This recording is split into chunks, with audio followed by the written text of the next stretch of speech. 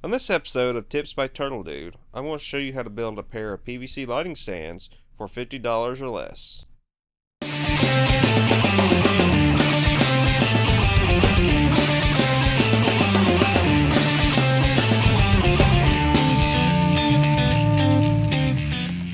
Okay, so here's what you're going to need. 8 2-foot lengths of 3/4 inch PVC pipe, 8 1-foot lengths of 3/4 inch PVC pipe, 2 3/4 inch 4-way couplers, 8 3/4 inch regular couplers, 8 45-degree elbows, 8 1-inch lengths of 3/4 inch pipe, and 2 1.5 to 2-inch lengths of PVC pipe. You're also going to need 8 1-inch rubber chair leg tips, some sand, and a funnel. Now the tools you'll need include a drill and a 1-inch hole bit, measuring tape, a Sharpie, and a pipe cutter. You're also going to need a rotary tool with various sanding bits, a glue gun with some glue sticks, some JB Weld, and finally some Krylon Fusion black gloss. Alright, to get started on these PVC stands, we need to basically start by making something like this. This is the prototype, so it's a little messy, and this is also why some of the parts were missing in the parts list a while ago that I talked about but you didn't see. So basically I'm going to show you how to get started on this, and here we go. Okay, if you're like me and you don't have a drill press, the easiest way to do this is to use 2 of your 1-foot lengths and insert them into the 4-way. Most of these 4-way couplers have a dot here in the center that you can use as a guide to drill into. Now use your 1-inch bit and just stand on the 2 pipes to hold it down and begin drilling.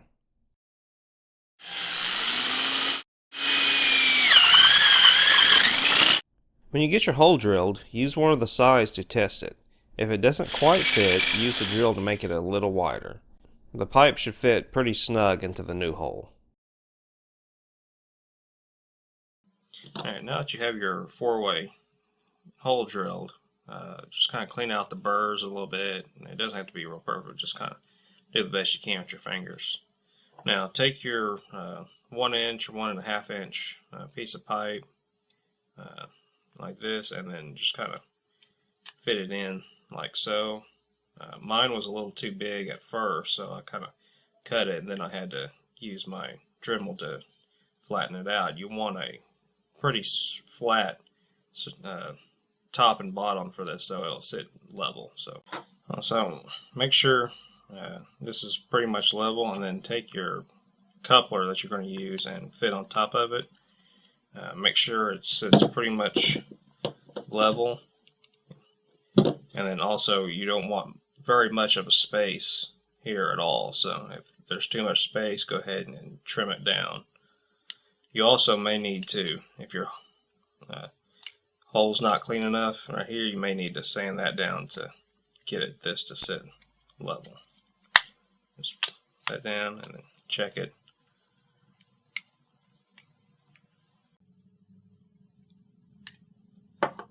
Okay, once you have your piece in the straight, you can go ahead and glue it in. Make sure your coupler fits and is straight and everything, because you'll want this as straight as possible. But now that it's straight, you can go ahead and glue it. This is actually the second take, because the first time I made the mistake of putting the glue in here first. Don't do that, because you'll end up getting glue leaking out the bottom here and into these chambers, and you do not want that. So I cleaned it up the best I could. I'll probably have to clean up with a wire brush later. But what you want to do is you take a glue gun and just kind of put in a few dabs here, especially down at the bottom, like so.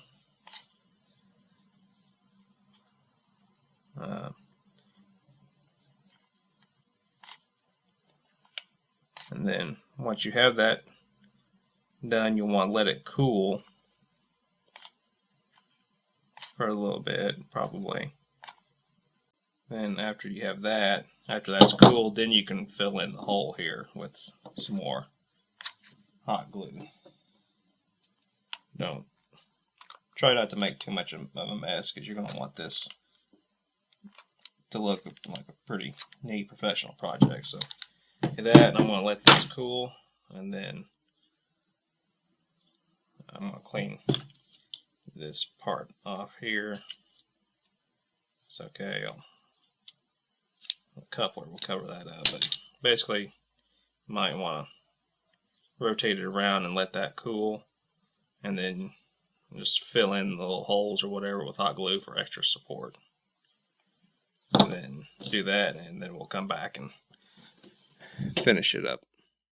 Alright, once your hot glue is dry and you got it sealed pretty good, now what you want to do is you take your smaller ones. You want to make sure they fit in here first. If they fit, what you want to do is mix up some JB Weld. You can also use plumber's or pipe seal, but I had this on hand, so just kind of smear some JB in here. You don't have to put a whole lot, just make sure you don't get all over your edges.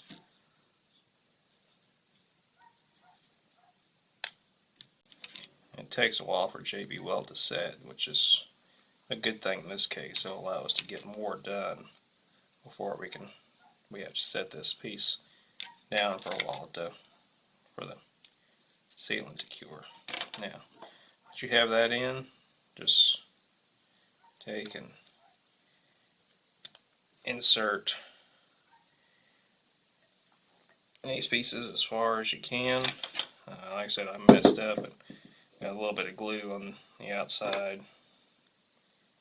chamber, so just fit those in securely.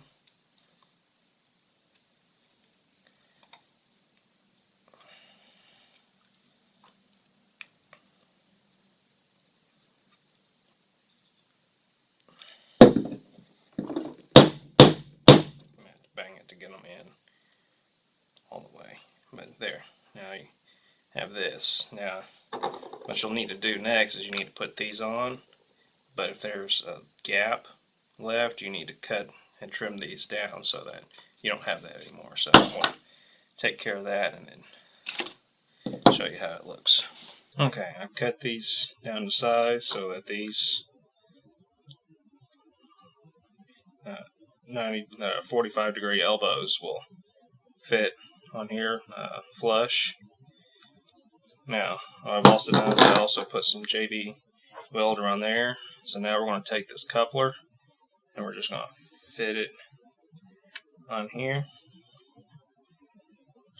Get it kind of snug and secure. Get it down as far as it'll go. Make sure it's straight and even. Now you will have a little bit of space in between here, but we'll take care of that in a minute. First, what we're going to do after you've measured and cut these, you're going to want to fit these on.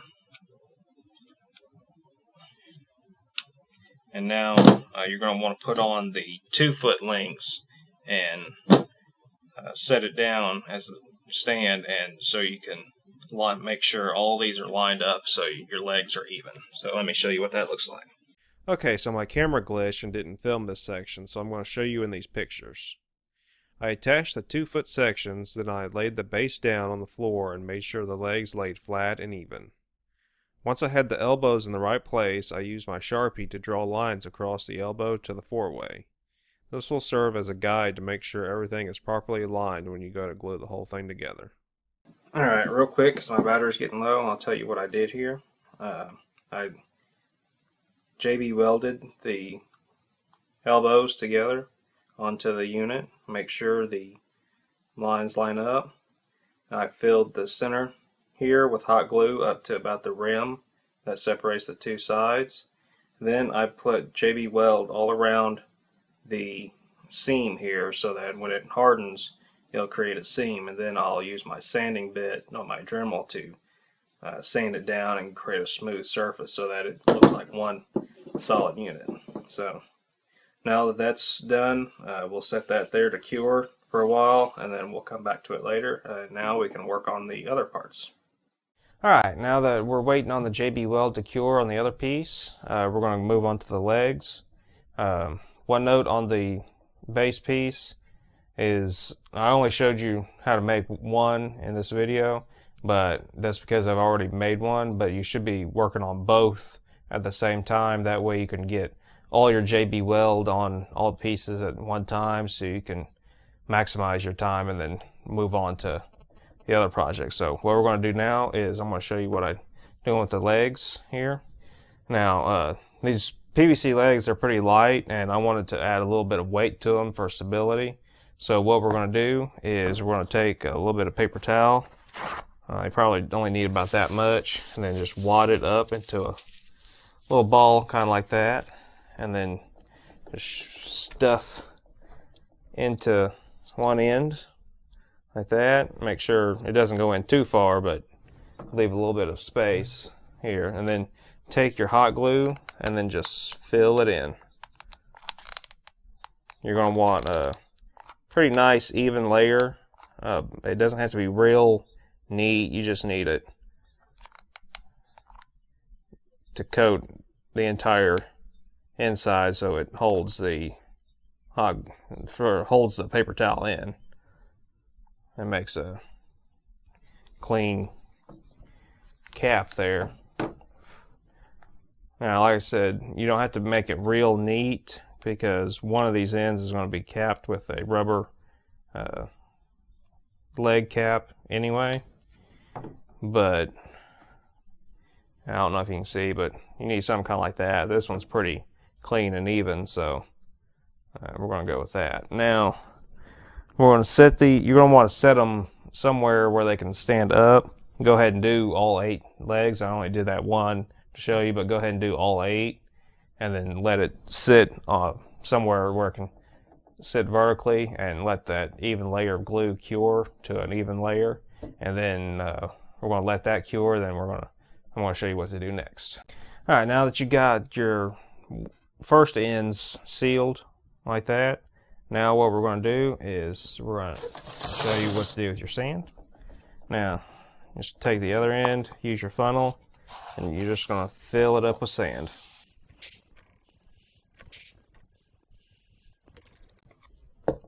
Now, you're going to want to, every so often, kind of bang it to compact it down, because it will settle later, but you want to kind of cram in as much as you can get.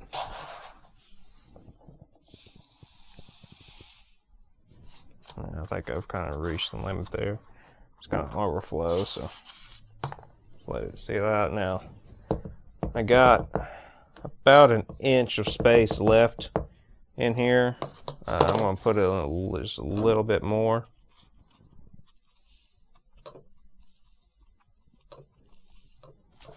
So I got about ½ an inch. Now we're going to take another piece of paper towel and roll it up, and then just shove in here and cram that sand down as much as you can. Now that you got that, take your hot glue and just fill it up to the top here. You're going to want a nice even layer, and make sure it's just reaching the top. Up, and just like so. I don't know if you can see it, but the hot glue is actually smoking because I got my glue gun too hot. But well, basically, once you got that done, set it off to the side just like before, and go ahead and do all 8 legs. And then once you got the legs finished, you just basically, you gotta wait till your JB Weld on the other pieces cure before you can move on. So take a breather, and I'll show you in just a moment what to do next. Alright, now that your piece is cured, we're going to take a Dremel with a sanding bit. I also got a couple of other sanding, grinding bits here. And we're just gonna work on this until we got a smooth surface.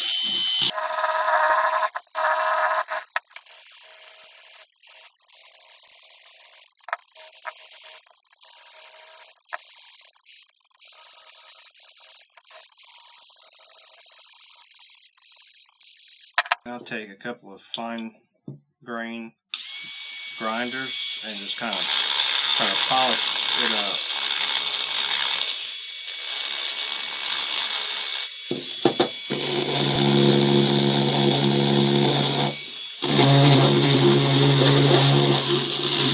It doesn't have to be perfect, but you're going to want to kind of get a smooth edge and let everything blend together.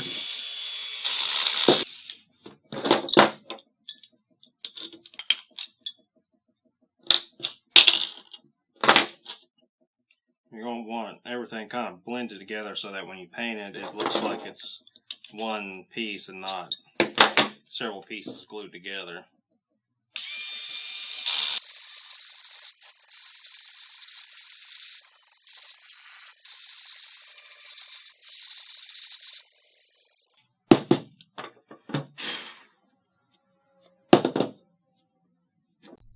Okay, now that you have your pipes done, you got these sanded smooth, and you got your base pieces made and everything, your next step is going to be to wash them. You're going to want to wash these especially because you got the sanding debris and stuff, but you're going to want to wash your 1-footers and your 2-footers also, because you want to get rid of all of the oils and the chemicals and stuff that might be on it from the factory, as well as the dust and stuff from you working on them. You're going to want to do this so you can paint them more easily and let the paint adhere to it. Also, if you have stickers, I've already taken mine off, but some of these have stickers or stuff on it. You can use some Goof Off or some other adhesive remover at this stage to clean that off. Make sure you do it real good and make sure all the residue's off. You also, if you've messed up and got some hot glue in some of the areas you don't need to, you can just go ahead and clean that off now, but mine's pretty much clean. So now basically you just wash them and then make sure everything fits together like so, like that, and everything. So one other thing is you're going to want to make sure your 1-foot lengths are straight, just pretty much straight pipes. I got a couple of them that are curved, so what I'm going to do with that is I'm going to put them in the oven for about 150 for just a few minutes to let it soften up. Then I'll put on some gloves and just kind of hand straighten them out, and then set it down and make sure it's straight and let it cool, and I'll straighten them out pretty good. Then I'll wash them and then make sure everything fits before I start painting. So let's move on to that step. Okay guys, so we're at the stage where we're going to start painting these. You can see them behind me. I have them both assembled, and I have them set up in this room here because it's been raining and it's very, very humid outside. So we're going to use the Krylon Fusion, and since I'm painting inside, I'm going to use a respirator. I don't know if you can see me, but I'm going to be using this respirator, and I'm going to be using Krylon Fusion. This is specifically for plastics, so it'll adhere to the PVC better. Now, what I've noticed with the Krylon Fusion is it's not really as susceptible to the humidity as other types of paints are, but it's been really humid and it's raining right now, so I don't really want to mess with trying to deal with that, so I'm just going to go ahead and paint it in here where it's a little drier. So you're just going to shake this up. I'm going to shake this up for a couple of minutes, and then I'm going to put my respirator on, and then I'm going to get started. Alright, so I got my Krylon Fusion all shooken up. I got my respirator on. Let's get started painting these things.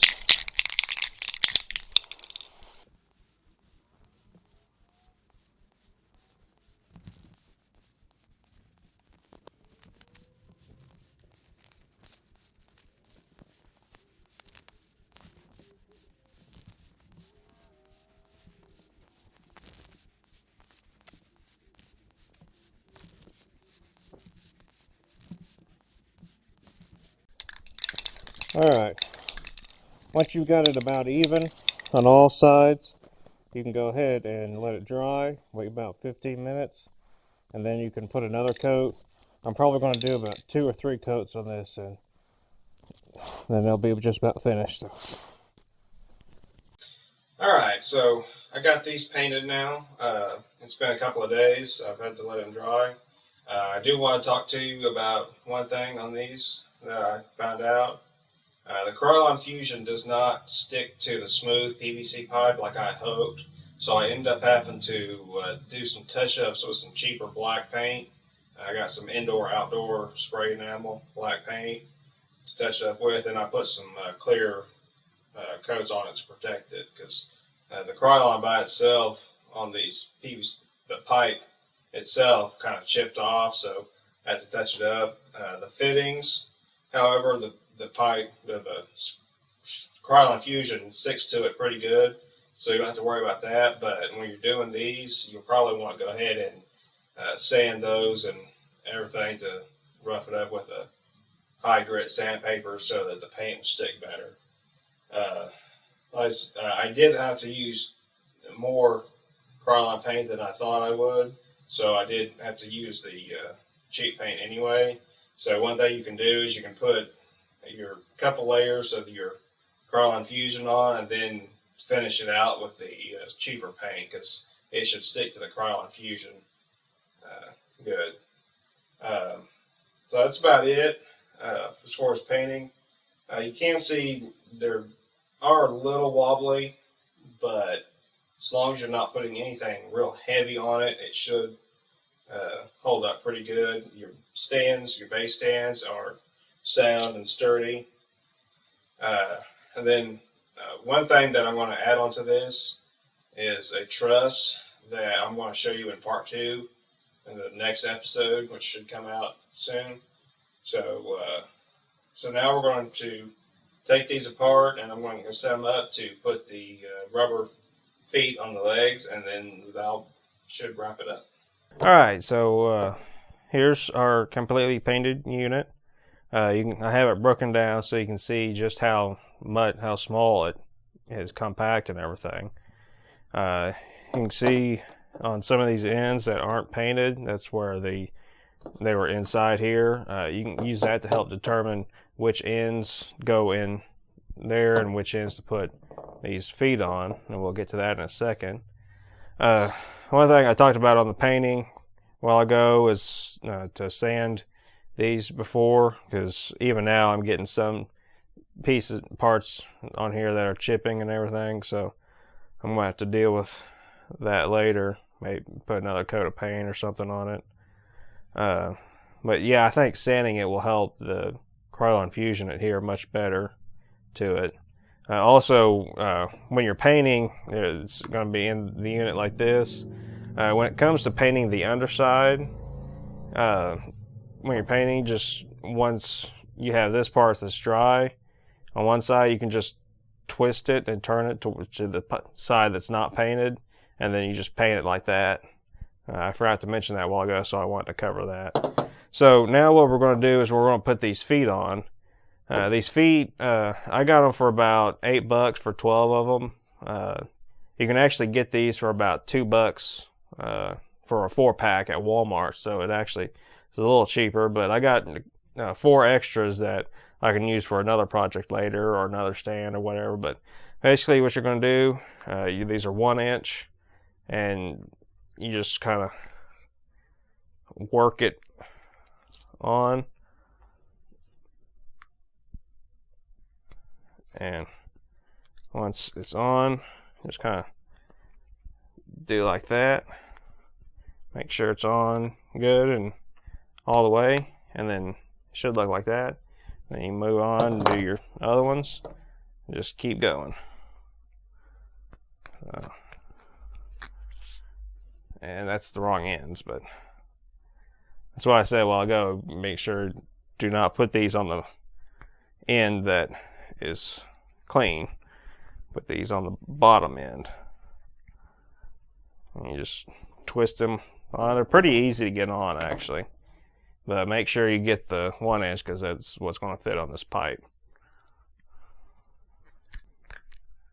Alright, I got all 4 of these on. Now, you just do it to those, and then do it to your other 4, and then you'll be done. So I'm going to do that and come back. All right, I got all the feet on both stands, so that's pretty much it. He said, I don't know if you can see, but I'm still getting chipping on here, so that I'm going to have to touch up. So I'm going to reiterate again to sand your pipe beforehand and see if that will help on that. One other thing is you kind of want to make sure you keep all your pieces to each stand together, and so you know which pieces go to what stand. So one way I'm going to attempt to do that is to, like on this one, I'm going to make a little X on the inside here on each one, so that I know that all of these belong to the same stand. That way, just make sure all the paint lines line up and everything's just the way you made it, so you don't end up mixing pieces and they might not fit exactly together right. I just have this one Sharpie with me, but you can mark the inside of one with black and one with blue or red or whatever you want to do, but that way you just know which ones go together. So that's about it. I think it's done. So I'm going to wrap up. If you have any questions or comments, just post them down below, and I'll try to answer them the best I can. Be sure to keep an eye out for part 2 of this. Part 2 of this video. I'm going to make a truss that goes on top of this out of PVC pipe, so stay tuned for that. And as always, thanks for watching. I hope you enjoyed this. I hope it helps you. If you have any, like I said, if you have any questions, just post them below. As I said in the beginning, it should cost you about somewhere around $50, depending on what you have to buy and what you have for scrap. I had some scrap, so it came out cheaper for me, but it might be different for you. But anyway, thanks for watching. I hope you like it. Subscribe, and stay tuned for the next episode, and I'll see you guys next time. Alright, here's a quick tip before I go. If the painting is too difficult, or if you find that it chips too much, one thing you can do is get some like black cloth tape, like hockey tape or something, and then just do a wrap on the pipe itself, these sections here and the legs. Don't wrap the fittings. You're going to want to go ahead and paint those with the Krylon Fusion, because it works pretty well and it sticks pretty good, so you're going to want to paint those. But then just wrap the lengths of pipe, come in just above and below each fitting, so that way each section will still fit in, because it won't fit in with the pipe, with the tape all the way over the pipe. So just do that. If that works for you, go ahead and try that out. I've never used it, so but if you do that, you could probably paint that also. You can either paint it gloss black or put a gloss coat over it, or whichever you want to do, whatever you think will look best. But anyway, that's my quick tip before I go. I hope you like this episode. Feel free to leave comments or questions in the comment section below, and I'll try to answer them. Hope you enjoyed. Stay tuned for the next episode, and see you guys next time.